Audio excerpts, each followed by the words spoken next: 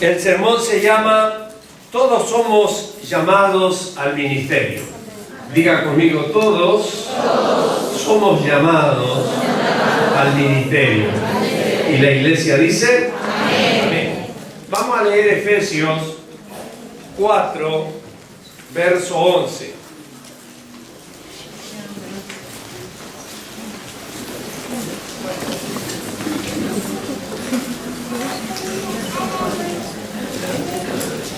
Cuando lo tenga, dígame amén. Amén. Leemos en el nombre del Padre, del Hijo y del Espíritu Santo, y la iglesia dice amén. Amén. Y él mismo, Efesios 4:11, dice así: y él mismo constituyó a unos apóstoles, a otros profetas, a otros evangelistas y a otros pastores y maestros, a fin de perfeccionar a los santos para la obra del ministerio. Diga conmigo, a fin de perfeccionar a los santos para la obra del ministerio, para la edificación del cuerpo de Cristo. Y la iglesia dice amén. Amén. Continúo yo. Hasta que todos lleguemos a la unidad de la fe y del conocimiento del Hijo de Dios, a un varón perfecto a la medida de la estatura de la plenitud de Cristo.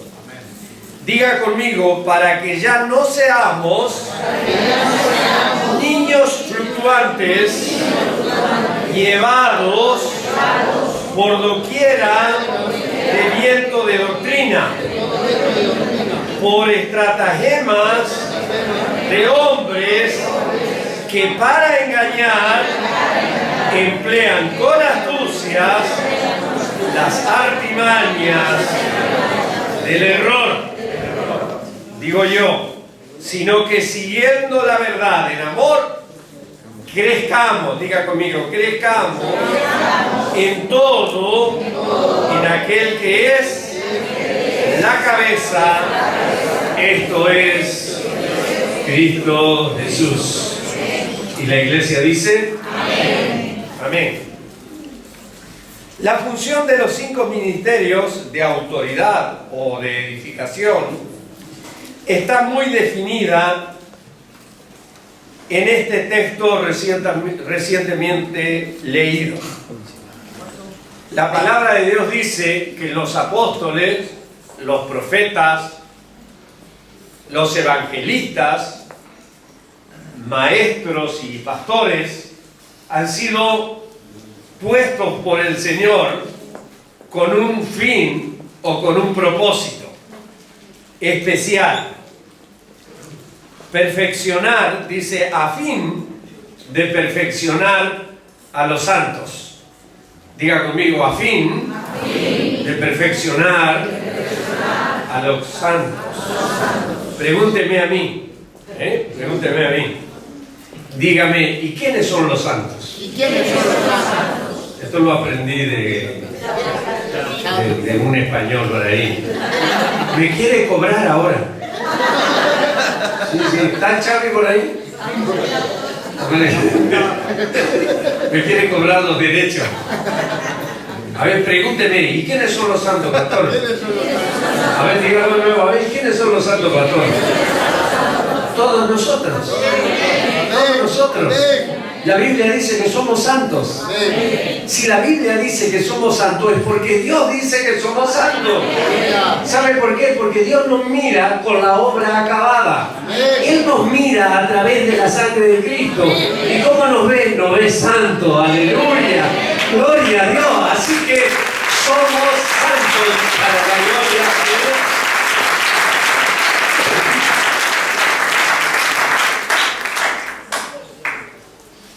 Nosotros, la iglesia, todos, desde el mayor hasta el menor, todos somos llamados santos por el Señor. Él nos mira a través de la sangre de Cristo y con la obra acabada. Amén. Ahora dígame a mí, pregúnteme a mí, ¿y qué es perfeccionar, pastor? ¿Y qué es perfeccionar, pastor? A ver, dígalo de nuevo, ¿y qué es perfeccionar? Ah, bueno, ahí está Charlie, ¿eh? Ah, bueno, está muy bien. Es que hay que aprender de los mayores y hay que aprender de los menores. Amén. Aleluya. El tema es estar dispuesto a aprender. Amén. Nosotros nos creemos muchas veces los number one de la película y vino el chavo y nos pega un revolcón aquí que yo estoy aprendiendo de él. Y eso que no le doy a subir a Miriam, porque cuando sube Miriam, nuestra hermana boliviana, yo me voy la próxima.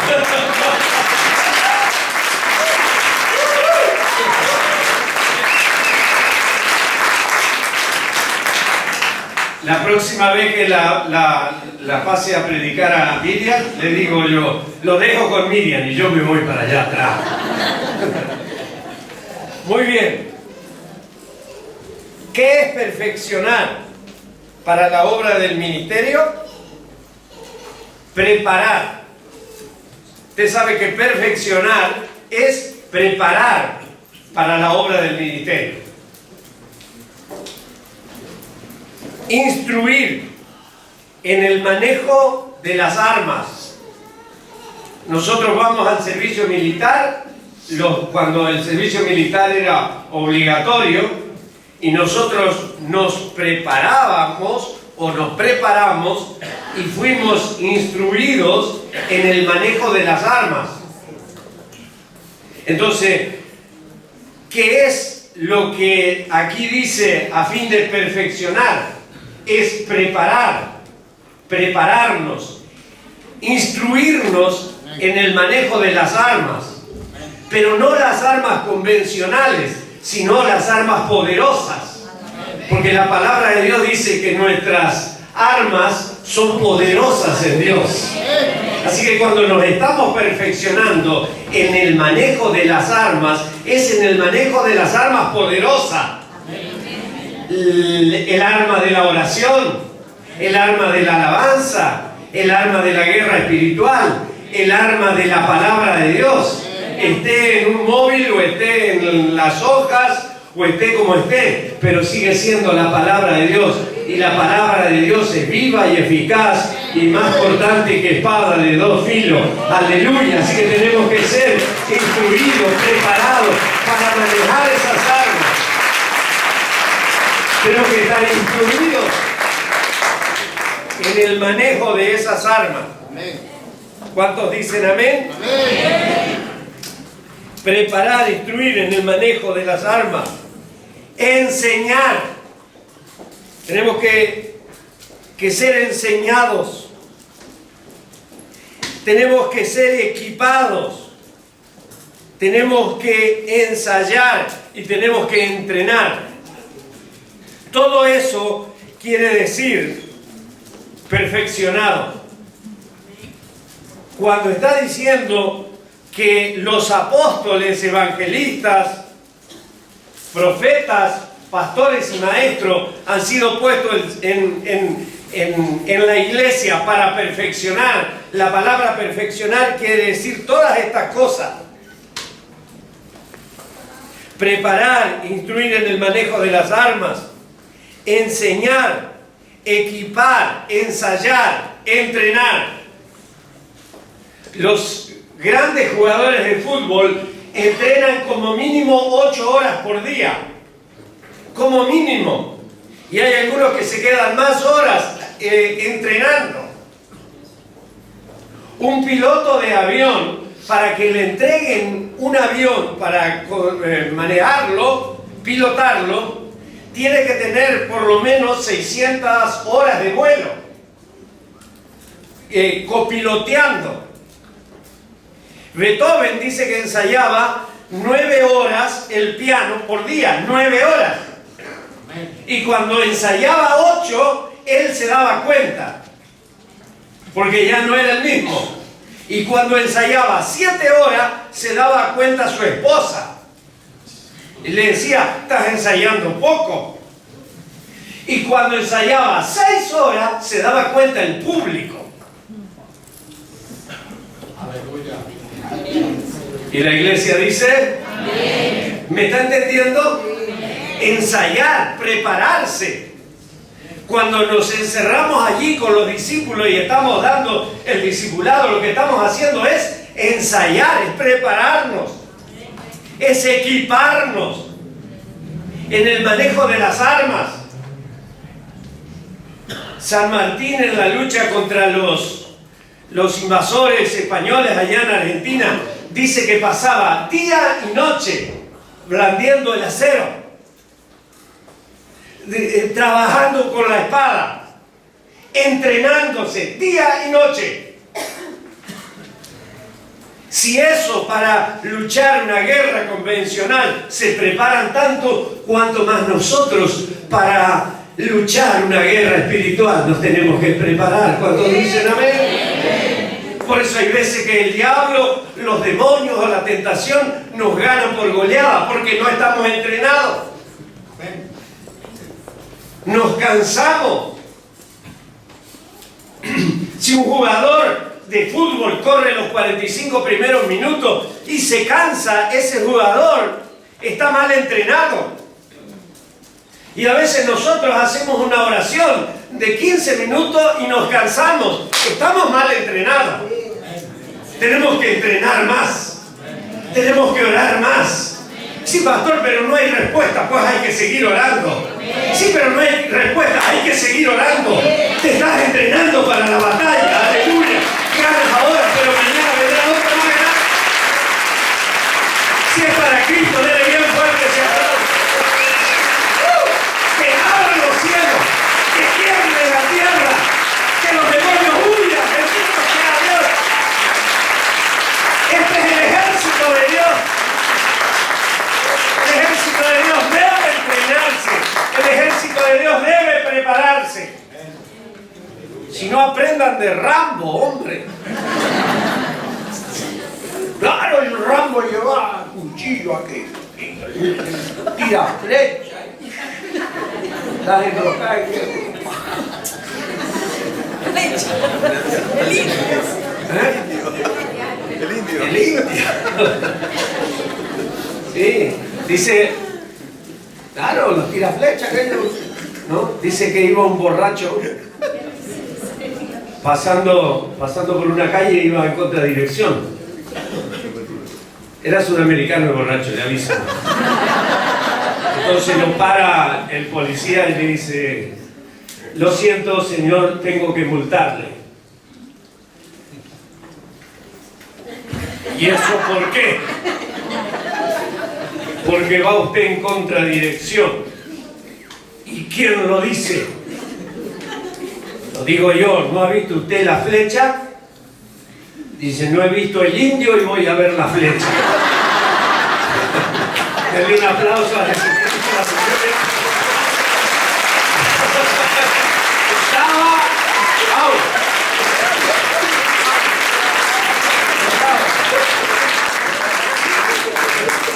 Entonces, no se quede con el chiste.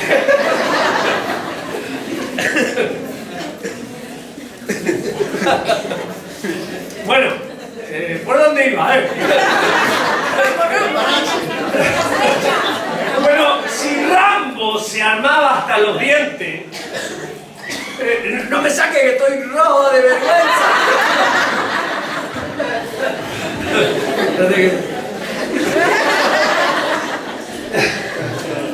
Entonces, si Rambo se arma tanto, ¿cómo no nos vamos a armar nosotros?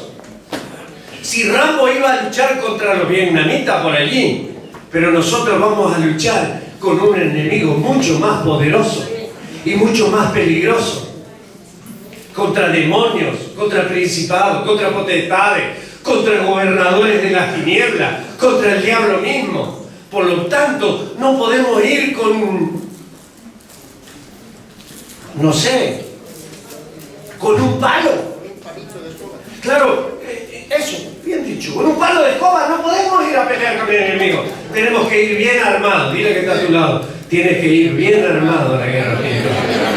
A ver, dile, tienes que ir bien armado. Alabado sea Dios, alabado sea Dios. ¿Cuántos dicen amén? Tenemos que ir bien armados. Como indio.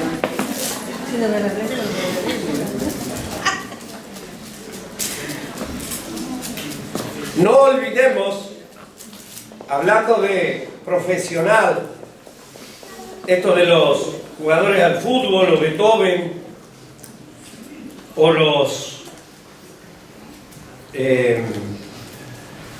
la gente de la aviación, no olvidemos que el Evangelio es una profesión. Amén. Hola. El Evangelio es una profesión. Hebreos 3:10.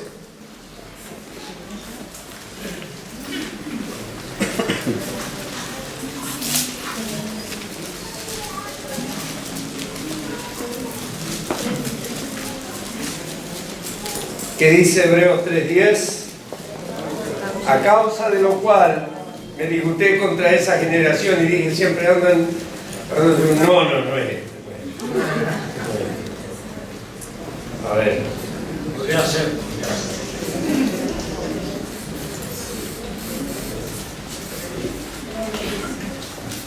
4:14. ¿Hebreo? Sí, Hebreos 4:14.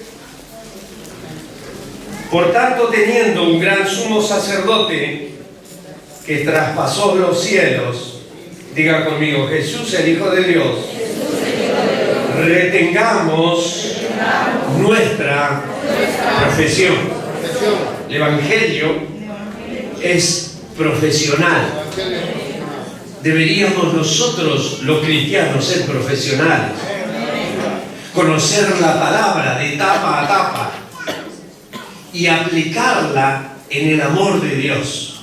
Ahora lo vamos a ver más adelante, porque lo peligroso de conocer la palabra tapa a tapa muchas veces pasa porque la aplicamos con la ley o como ley pura y dura, pero la palabra debe aplicarse desde la gracia.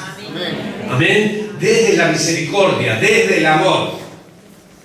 Entonces, nosotros tenemos que conocer la palabra. Diga conmigo, tengo que conocer la palabra. Para que la preparación, ¿para qué la preparación? Para la obra del ministerio, continúa diciendo el texto que hemos leído. Todos somos llamados al ministerio, porque ministerio es servir. La función de los 5 ministerios es formar gente, es formar discípulos. Dijo el Señor, id y hacer discípulos a todas las naciones. Yo debo ser discípulo para hacer discípulos. ¿Me está entendiendo? ¿Cuántos aceptan el desafío? Más que el desafío es un mandamiento de Dios. Ir y hacer discípulos. Yo tengo que ir, aunque sea uno, pero haga un discípulo. Si usted acepta el desafío de hacer un discípulo, de aquí a 6 meses doblaremos la cantidad de la iglesia. Entonces usted tiene que decir, yo acepto tu mandamiento y voy a ser discípulo. Yo cuando me convertí enseguida entré en el instituto bíblico. Y en el instituto bíblico había una de las materias que era discipulado. Así que a la segunda semana de haber entrado en el instituto bíblico ya tuvimos que salir a evangelizar porque teníamos que tener un discípulo a fin de año. Así que gloria a Dios. Yo encontré un negrito ahí, lo vi medio tímido y dije yo, este para mí. Y le empecé a predicar el Evangelio. Yo no sé si se convirtió o se aburrió de mí. No, se convirtió. Amén. Y lo discipulé hasta donde me dio más o menos la capacidad. 10 años o 12 años o 14 años después estaba yo aquí en España y viajamos a Argentina y estuvimos en la iglesia madre de Río de Vida y estaban nombrando ancianos y cuando nombraron a Joaquín Correa, pero si ese era mi discípulo, lo nombraron anciano. Aleluya, bendito sea Dios. Dios, mi discípulo.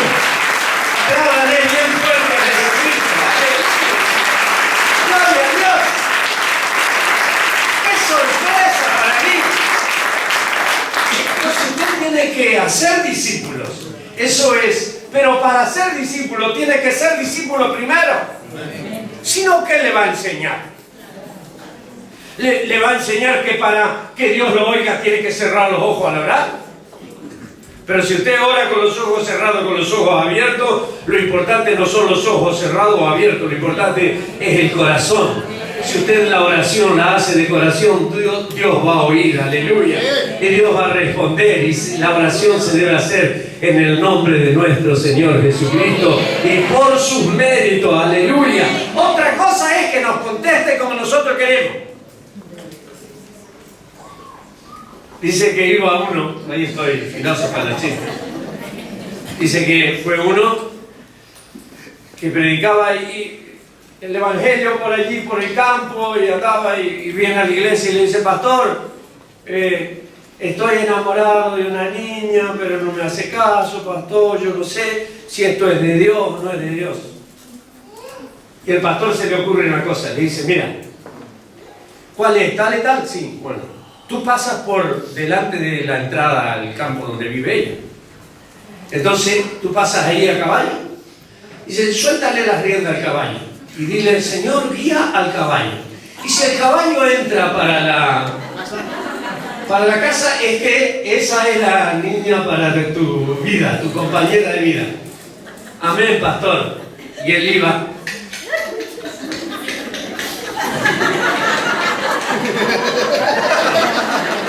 Y el caballo seguía recto y él...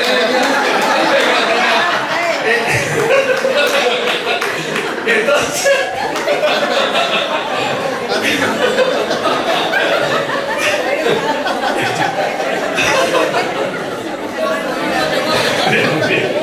¿Cómo sois?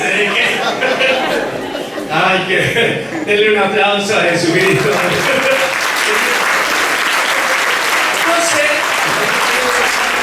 usted ore esperando que Dios lo guíe. Deje el caballo tranquilo, deje el caballo. Dios le va a responder. ¿Cuántos saben que Dios responde? No siempre responde lo que nosotros queremos, porque nosotros queremos que el caballo gire, pero a lo mejor tiene que seguir de largo. Pero Dios responde. ¿Cuántos dicen amén? Dios no rechaza oraciones. Oración es alimento, aleluya. No he visto justo desamparado ni hijo de Dios que mendigue pan. Aleluya, el Señor siempre responde. Y si está en silencio es porque está trabajando a favor de nosotros. El texto mencionado continúa con el verso 14. Vamos allí. Por tanto, teniendo... Era Efesio, No, pero vamos a Efesio. Estábamos en Efesio. Efesios 4, el verso 14, ¿qué dice? Para que ya no seáis niños fluctuantes, llevados por doquiera de doctrina, de todo viento de doctrina, por estratagemas de hombre, que para engañar emplean con astucia las artimañas del error. Debemos madurar para que ya no seamos niños fluctuantes, llevados por cualquier viento de doctrina, por estratagemas de hombre que para engañar emplean las artimañas del error. La fluctuación en la iglesia proviene de una madurez espiritual y de la falta de conocimiento bíblico. Y aún más, el desconocimiento bíblico nos puede arrastrar a la perdición. El desconocimiento bíblico nos puede arrastrar a la cautividad.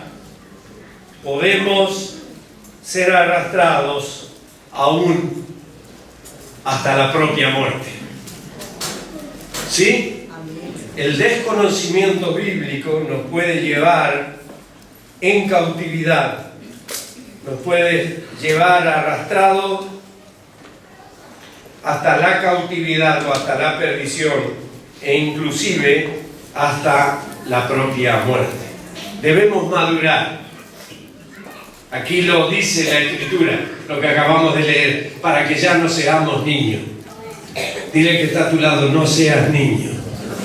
A ver, dile, tienes que madurar. Amén. Necesitamos madurar. ¿Por qué? Porque si no, cualquier viento de doctrina nos arrastra. Nada más tenemos que mirar la iglesia de hoy por ahí, por internet o por las grandes multitudes, arrastrados por viento de doctrinas completamente sesgadas, sobre todo buscando una línea de manipulación económica para sacarles el dinero. Con razón la gente de afuera cataloga a la iglesia evangélica como gente que te va a sacar el dinero. No vayas a la iglesia porque te van a sacar el dinero. Gracias a Dios, en este lugar no sacamos el dinero a nadie, ni sesgamos la palabra de Dios para sacarle el dinero a nadie. Pero de esto está lleno el mundo, mi hermano.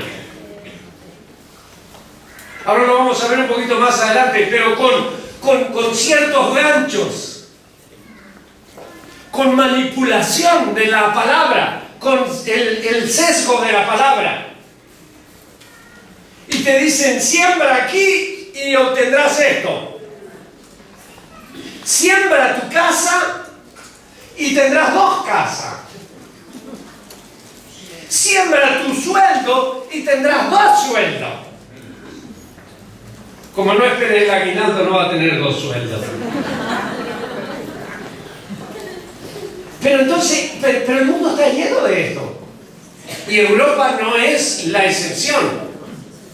Europa se está contaminando de hombres y mujeres que vienen a sacar el dinero.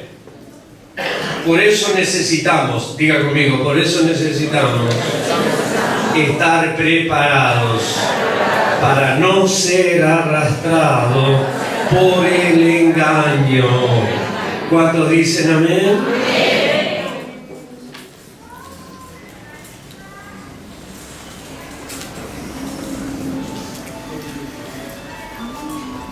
El verso 15 dice, siguiendo la verdad en amor. Dice la palabra, y conoceréis la verdad, y la verdad os hará libre. Juan 8:32. Hay quienes siguen la verdad, pero en lo legal. Y esto también tenemos que aprenderlo. Siguen la verdad, pero en lo legal o desde el legalismo. La verdad se debe seguir desde el amor. Y dice la Biblia que el amor cubrirá multitud de pecados o de falta. Para lo legal está el Sanedrín. Ellos cuidan que se cumpla la ley a palo seco y sin misericordia. Y esbozan, la ley lo dice, ante un pedido de misericordia. La ley. No, pero es que la ley. No, pero es que la Biblia. No, pero es que la Biblia. Es que la Biblia, mira el texto. Y te sacan el texto, y te sacan el texto. Pero el texto tiene que tener todo un contexto. Y el contexto es la gracia de Dios sobre nuestra vida.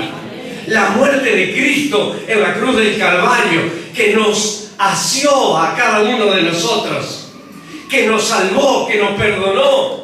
Y si no fuera por la gracia de Dios, y si no fuera por el amor de Dios, por la ley, nosotros no estaríamos aquí. Estaríamos y estamos solamente por la misericordia de Dios. ¿Cuántos dicen amén? ¿Cuántos saben que están por la misericordia de Dios? ¿Cuántos creen que están por la misericordia de Dios? Que viven por la misericordia de Dios, que comen por la misericordia de Dios, que caminan por la misericordia de Dios, que oyen por la misericordia de Dios. ¡Aleluya! Que tenemos trabajo gracias a la misericordia de Dios. Tenemos salud gracias a la misericordia de Dios. Entonces, mi hermano, tenemos que conocer la gracia, saber interpretar la palabra. Y la ley se debe aplicar siempre desde la gracia. Diga conmigo, la ley se debe aplicar desde la gracia. Escuche bien, la ley resalta el pecado. A ver, diga conmigo, la ley resalta el pecado. Ahora diga, la obra de Cristo en la cruz resalta la gracia de Dios. ¿Me está entendiendo? Usted con la ley que dice no matarás, está haciendo una resaltación del pecado. Lo resalta, lo pone, oye, que si matas, estás pecando. Ese es el propósito de la ley, confrontarnos ante nuestras faltas y ante nuestros pecados. Pero la obra de Cristo en la cruz del Calvario resalta la misericordia de Dios, porque Dios nos perdonó gracias y merced a la misericordia de Dios, a la muerte de Cristo en la cruz del Calvario. Él con su sangre nos limpia cada día y para la gloria de Dios. ¿Cuántos dicen amén? ¿Me está entendiendo, iglesia? Entonces nosotros, si nos enfrentamos, si tenemos que tratar algún tema espiritual, siempre lo tenemos que tratar. Sí, la ley dice, pero la misericordia de Dios la tenemos que aplicar sobre esa ley. ¿Cuántos dicen amén? ¿Me está entendiendo? Sí, entonces es la ley la que resalta el pecado, pero es el sacrificio de Dios el que resalta la gracia de Dios sobre nuestras vidas. ¿Cuántos dicen amén? El tema del dinero. ¿Por qué tenemos que conocer las Escrituras? Vamos a un libro poco leído que se llama Judas. Es el penúltimo libro. Judas, verso 11.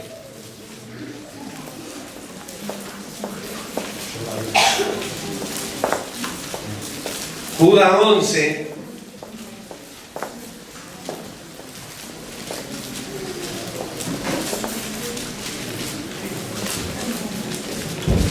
¿Lo tienes? Dígame amén. Amén. Hay de ellos, se está refiriendo a algunos hermanos, que han seguido el camino de Caín y se lanzaron, diga conmigo, y se lanzaron, a ver, dígalo de nuevo, y se lanzaron por el lucro en el error de Balaam. Diga conmigo, y se lanzaron por el lucro en el error de Balaam. El lucro, ¿sabe lo que es el lucro? Lucrarse. Habla del dinero. Entonces, aquí lo que está tratando el tema de unos que se perdieron, de algunos predicadores y hermanos que se perdieron junto con los predicadores. ¿Desde cuándo se perdieron? Dice cuando se lanzaron por el lucro. Es como que si yo cogiera aquí la escritura y hay suficiente y le empiece a hablar de traer pasta, de traer pasta y de traer pasta y de traer pasta y le deje con los bolsillos vacíos. Y no pienso en otra cosa más que en predicar para que usted traiga dinero. Hay iglesias que lo hacen. Hay gente que ha venido aquí, que está viniendo aquí y que dicen: estoy cansado, me cansé de la iglesia porque todos los días era pacto, era esto y era aquello, y traiga el dinero, y traiga el dinero, y traiga el dinero, y no se hablaba de otra cosa más que el dinero. Mi hermano, aquí lo que deberíamos hablar es de la salvación que trajo Cristo a nuestra vida. Aleluya, bendito sea Dios. Por gracia soy salvo, y esto no es de vosotros, sino es de Cristo.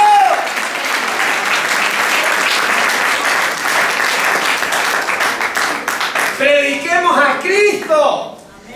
Pero dice que algunos encontraron en el filo de la palabra, encontraron la posibilidad de lucrarse y se lanzaron por ello. Y de esto, mis hermanos, está lleno Latinoamérica, América, Centroamérica.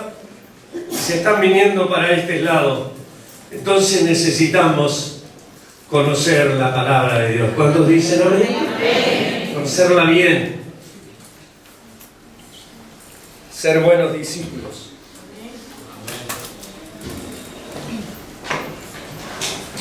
Se lanzaron por el lucro en el error de Balaam. Balaam fue un profeta al cual Dios habló diciendo que no profetizara contra Israel. Pero él por dinero profetizó. ¿Me está escuchando? Balaam era un profeta. Le dijo: no profetices contra Israel. No hagas ningún acto profético contra Israel. Sí, pero es que me están pagando. No lo hagas. No, es que el dinero es el dinero. Dios nos libre, hermanos, a la iglesia entera. Movernos por amor al dinero. Nosotros deberíamos movernos por el amor a Cristo. Aleluya. Por el amor a Cristo, por el amor a las almas, para que las almas vengan al conocimiento de Cristo, para que las almas, en lugar de ir al infierno, vayan al cielo, en lugar de estar perdidos, estén encontrados con Cristo y sean hallados por Él. Amén, iglesia. Amén. No, pero la pasta. Por ahí hay un predicador que en estos días sacó una nota arrepintiéndose de predicar el evangelio, el mal evangelio de la prosperidad, ese que te doy el gancho para que piques y sacarte el dinero. Yo digo, hay predicadores, mis hermanos, sin nombrar a ninguno de ellos, hay predicadores que tienen 4 o 5 casas de 3 millones de euros, 4 millones, 5 millones de euros cada casa. Hay otros que tienen yate, no tienen 1, ni 2, ni 10, ni 11, sino 15 yates. ¿Para qué tendrán 15 yates si con uno ya está bien? Puede salir toda la familia. ¿Pero no le parece una locura todo esto? ¿Sabe cómo lo hacen? Sacándole el dinero al pueblo, extorsionando al pueblo. Dile que está a tu lado: pero a mí no me van a engañar. A ver, dice, a mí no me van a engañar. Amén, sacúdelo, dile: a mí no me van a engañar. Denle un aplauso a Jesucristo. Dios nos libre.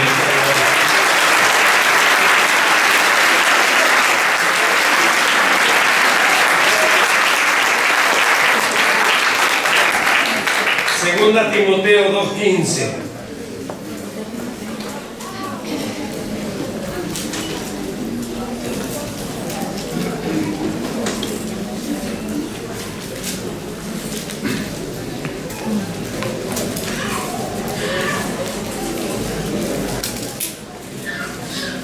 ¿Lo tiene?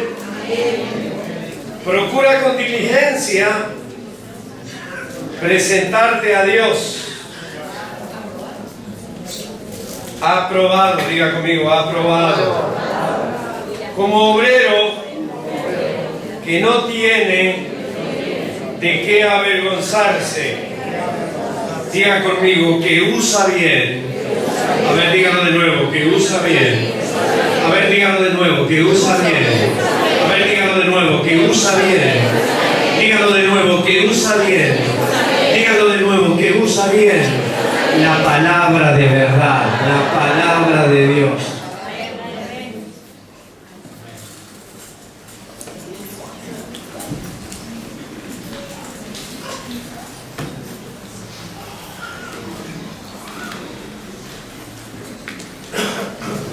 Hay gente que tuerce las Sagradas Escrituras o que las interpreta mal. Un punto que a mí me preocupa son las exageraciones en el culto. ¿Ha visto exageraciones usted? Exageraciones. Cuando no hay, no hay. Y oremos a Dios para que haya. Pero yo no puedo gritar, ¿está sana a alguien? Si Dios no la ha sanado. Y si Dios no me ha provisto una palabra cierta que se pueda manifestar y restar en el momento, yo no puedo declarar a alguien sano y decir está sana. Son exageraciones. Exageraciones en cuanto al uso de la profecía. Y se profetiza a la gente, y se profetiza, y se profetiza. Otras exageraciones son hablando de la presencia de Dios como que Dios fuera un títere nuestro.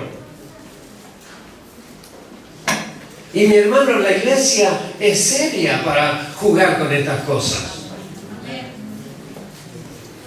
Si el Espíritu Santo está, que siempre está en la iglesia, gloria a Dios, porque siempre está en la iglesia. Pero otra cosa es que se manifieste.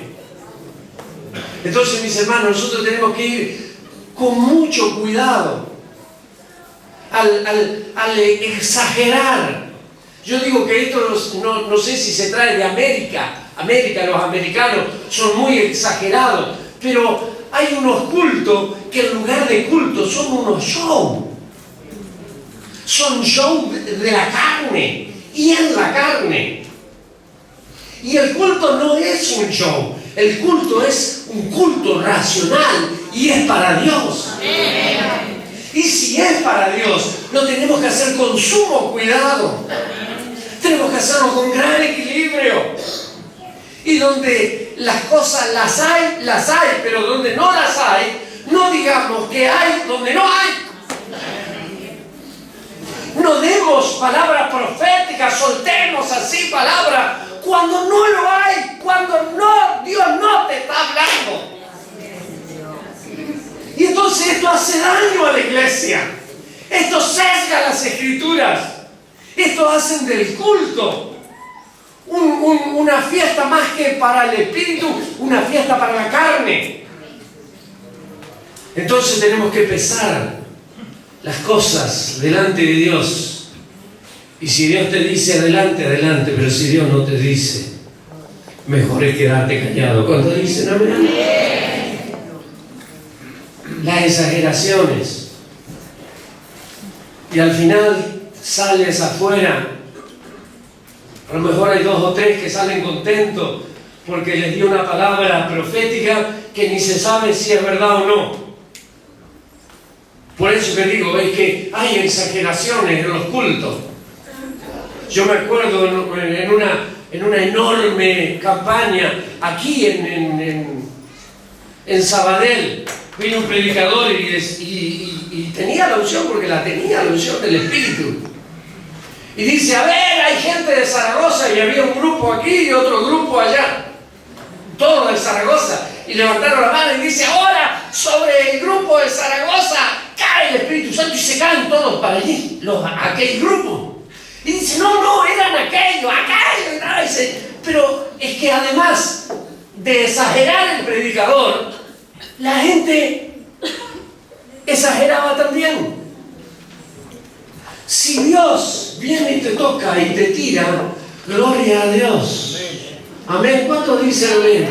¿Cuántos saben que Dios toca y tira al suelo y libera y rompe cadenas y hace llorar y hace temblar y hace gritar y hablamos de nuevas lenguas como señal que estamos llenos con el fuego espiritual? ¡Aleluya!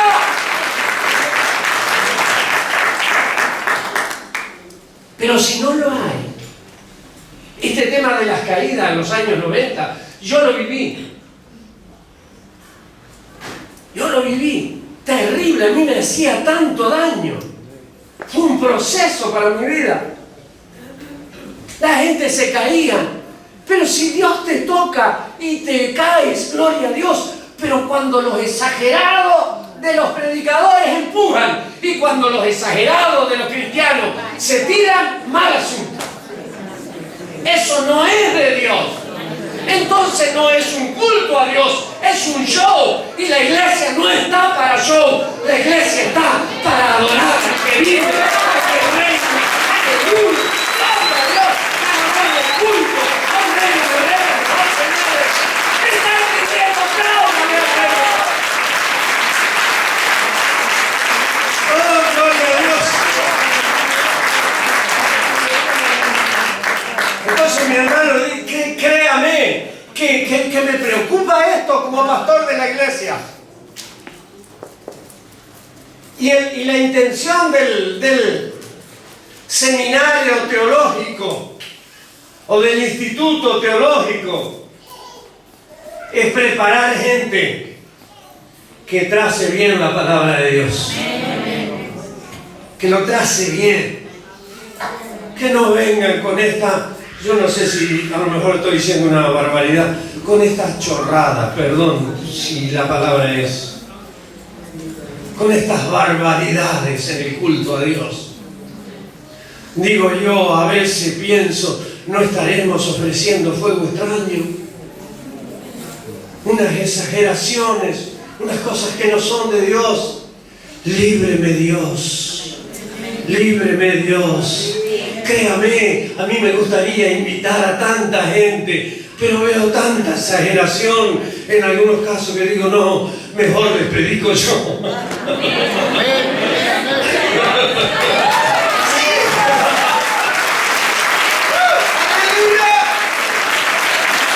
también tengo el Espíritu Santo.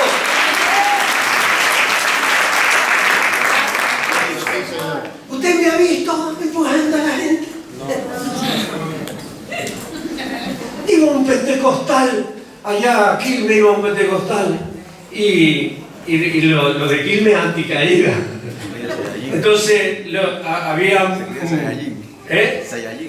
entonces un pastor llamó a pasar ahí, y el pastor de la casa allí estaba ahí y ya se puso al lado de la que fue a ministrar y le puso la mano en la espalda.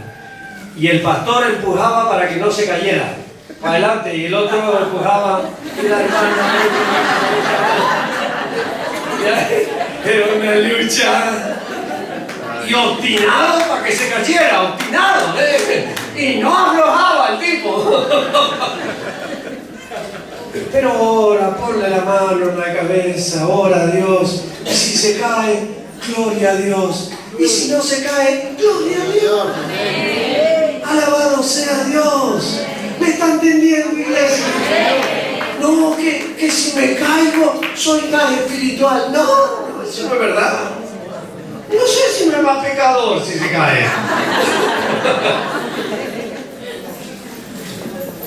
¿Me está entendiendo, iglesia? Todas estas cosas queremos evitar. Y por eso estamos ilusionados, estamos luchando. Mire, la iglesia va a crecer de a miles. Tendremos pastores de a miles en este lugar, aleluya. No aquí en Badalona, me refiero a la ciudad de Badalona. O en Santa Coloma, es igual. Porque el reino de los cielos no se detiene y viene una gran cosecha. Y necesitamos gente sencilla.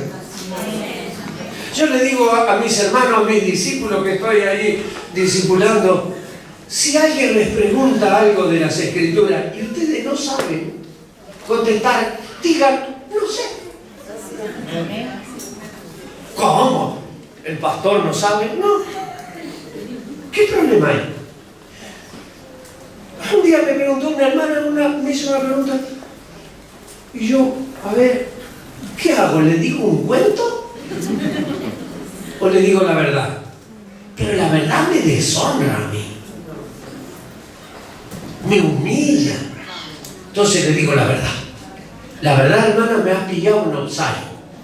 Estuvo buena porque no le dije me ha pillado la pavada, ni la tontería, ni volando por ahí. No, me ha pillado un outside.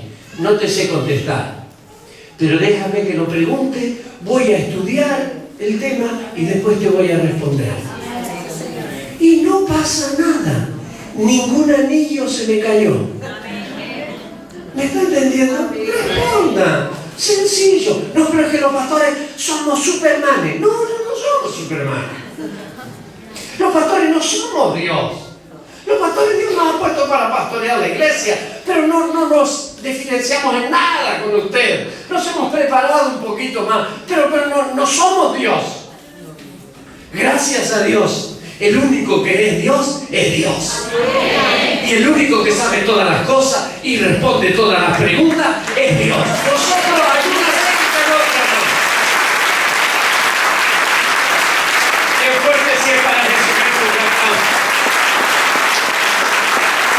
Alabado sea Dios.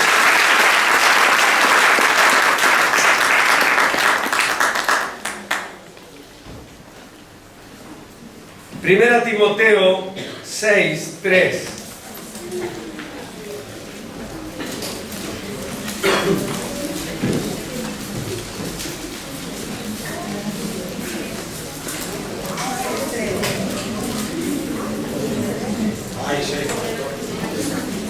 ¿Cómo que no?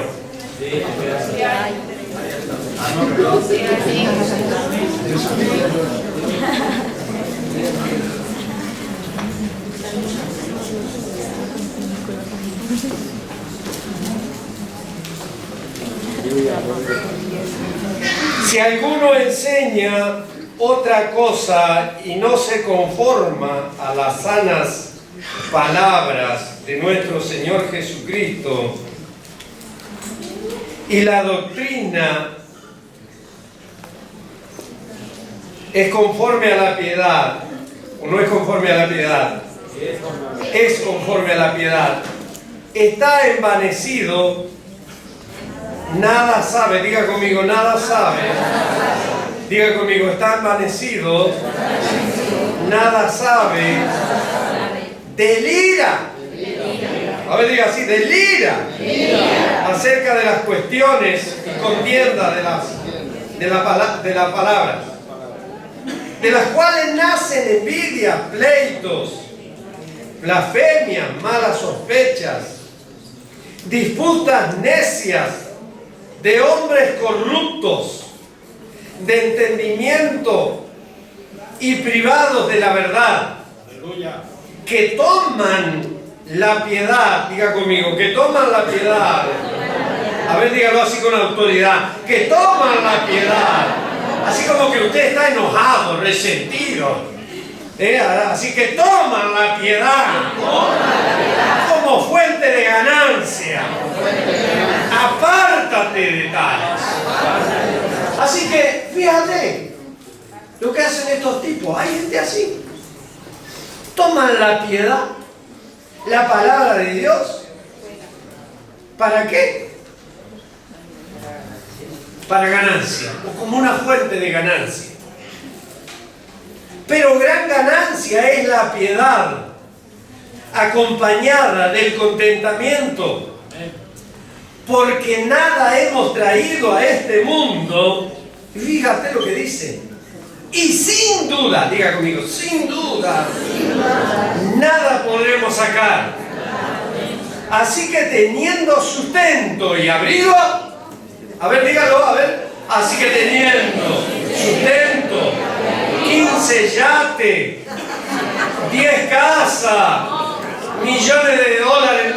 ¿Dice así o no? ¿Qué dice? Así que teniendo sustento y abrigo, estemos contentos con esto. ¿Cuántos dicen amén? Porque los que quieren enriquecerse caen en tentación y en lazo y en muchas codicias necias y dañosas que hunden a los hombres en destrucción y perdición. Diga conmigo, porque la raíz de todos los males es el amor al dinero, el cual, diga conmigo, el cual, codiciando a algunos, a ver, diga conmigo, el cual, codiciando a algunos, se extraviaron ¿de qué? De la fe. No estamos diciendo gente del mundo, estamos diciendo de cristianos. Se extraviaron de la fe y fueron traspasados de muchos dolores.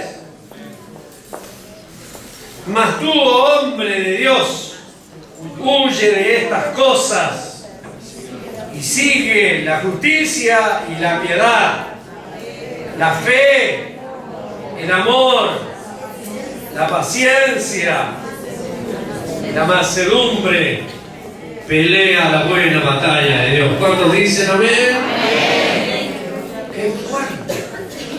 ¡Qué fuerte me parece lo del verso 10, ¿no? Porque la raíz de todos los males es el amor al dinero, el cual codiciando algunos se extraviaron de la fe y fueron traspasados. Se extraviaron por el amor al dinero. Yo digo, miren hermano, yo digo que en algún rinconcito de corazón todos tenemos amor al dinero. Más que amor al dinero, necesidad. Yo estoy enamorado de pagar la hipoteca, porque si no pago la hipoteca me echan de casa. Entonces, el amor, una cosa es tener para los gastos, comprarse una casa, comprarse una vivienda, comprarse un coche, es decir, tener posibilidades de progresar y de prosperar económicamente. Y otra cosa es el amor al dinero. Pero aquí dice que despertó el amor al dinero, despertó la codicia, ¿no? Dice así. El cual, dice el amor, porque la raíz de todos los males es el amor al dinero, el cual codiciando algunos se extraviaron, codiciando el dinero. Todos tenemos, ya le digo, un poquito de amor al dinero, pero codicia se instala en nuestro corazón. Porque deberíamos ser felices de tener nuestro sustento, como dice la Biblia, y tener nuestro abrigo, y tener nuestro piso propio, o coche, o casa, o lo que sea. Pero el tema es la codicia. ¿Sabe cómo funciona la codicia? Le explico. Usted nunca vio cómo apropiarse o hacerse rico rápidamente y alguien le dice, no, pero si haces así y así, te vas a enriquecer. Y uno dice, ¿perdón? No, si haces tal y tal paso, te vas a enriquecer. Y esto es lo que hacen los predicadores. Algunos. Trae la ofrenda al Señor. Pacta. Trae la ofrenda. Siembra en mi ministerio. Trae la casa, siembra. Y en lugar de tener una casita con un techo ahí medio agujereado, vas a tener 2 chalets. Y yo que estaba contento con mi casita, que cae un poquito de agua, pero poca al fin, se me despierta la codicia. Eso es la codicia. Se despertó en mí. Pero la codicia, los predicadores la usan como un gancho para sacarte la moneda. Claro. Entonces te dicen, siembra en mi ministerio y vas a tener, en lugar de ganar 1.000 euros, yo que soy 1.000 eurista, en lugar de ganar 1.000, vas a ganar 2.000. Y dígame, ante un negocio así, ¿quién se resiste? Si le dicen, trae tu casa, bien adornado el sermón, y vas a tener 2 casas, ¿se nos despierta o no se nos despierta? ¿Y yo qué hago con una casa pudiendo tener 2? ¿Qué hago con una mujer pudiendo tener?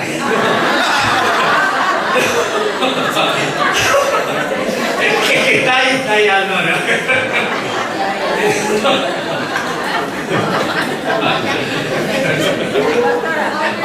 ¿Qué hago con un sueldo pudiendo tener 2? Entonces se despierta la codicia. Entonces te dicen, trae la pasta aquí, siembra en mi ministerio. Me contaba un hermano que fue al sur a unas conferencias y estaba un predicador de esto, y él llevaba sus 300 euritos porque le quería traer a su esposa un regalo especial que siempre su esposa soñó, y llevaba sus 300 euritos en el bolsillo ahí. Le voy a comprar el regalo a mi esposa, y ahí iba. Y el predicador empieza a predicar y a predicar y dice, ¿dónde están los nuevos ricos de España? Y le estaba ya respondiendo, ¿qué? Aquí están los nuevos ricos, traigan su ofrenda aquí hoy. Y empezó a pasar la gente y a traer, no sé si decía 300, 500 o 100 euros, yo qué sé qué es lo que decía.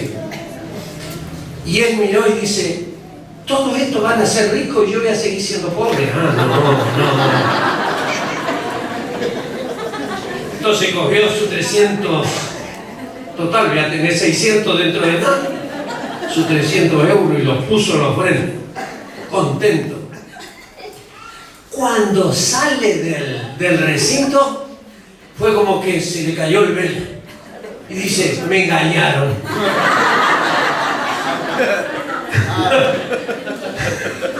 Y ahora cómo arreglo con mi esposa.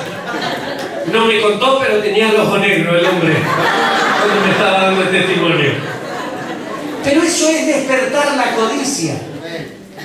Y un hombre que no iba buscando, pero le despertaron la codicia. Entonces, mis hermanos, Dios nos libre de este tipo de gente. Y queremos aquí en Badalona gente que presente bien la palabra de Dios, gente que no sesgue las escrituras, gente que no robe ni engañe a nadie. Aleluya, bendito sea Dios. Líbrenos el Señor de tal acontecimiento. ¿Cuántos dicen amén? Las exageraciones, y termino con estos 3 puntos. El deber de la iglesia es proveer para que ustedes sean instruidos al mayor nivel posible. Ese es nuestro nivel, nuestro deber. Diga conmigo, el deber de la iglesia es proveer para que los hermanos estén preparados en un mayor nivel. ¿Cuántos dicen amén? El deber del apóstol o del pastor es velar por la buena conducta de los obreros y el buen uso de la palabra de Dios. Ese es nuestro deber, el deber de los pastores, el deber del líder de jóvenes, el deber de la maestra de escuela dominical. Cuando van los maestros a enseñar, El deber de Lorena es vigilar que se predique bien la palabra a esos niños y que esos niños salgan edificados por la palabra de Dios. Ese es el deber nuestro, velar por la vida de los predicadores y por la palabra. El deber del obrero es prepararse a un nivel superior. Diga conmigo, el nivel del obrero, a ver, dígalo con autoridad, el nivel del obrero es prepararse a un nivel superior. Continúo, actualizarse, no quedar varado en las arenas del tiempo. Cada día deberíamos resetearnos porque hay un nuevo adelanto tecnológico y en Dios cada día hay más de Dios para nosotros. Último punto, por eso creemos de la importancia del Instituto Teológico.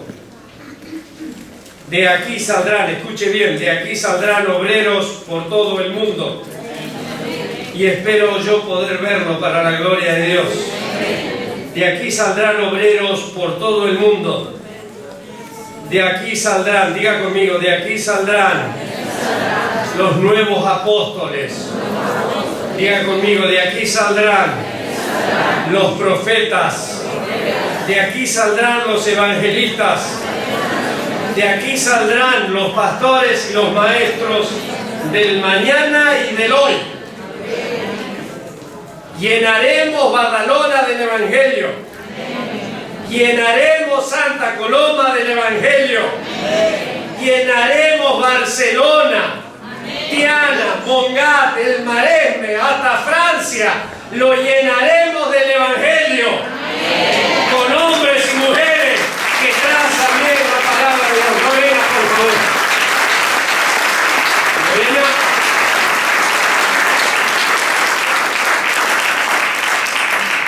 Lorena nos va a explicar un poquito acerca de cómo va a funcionar y cuáles son las materias que vamos a dar en este lugar. Dios le bendiga. Amén.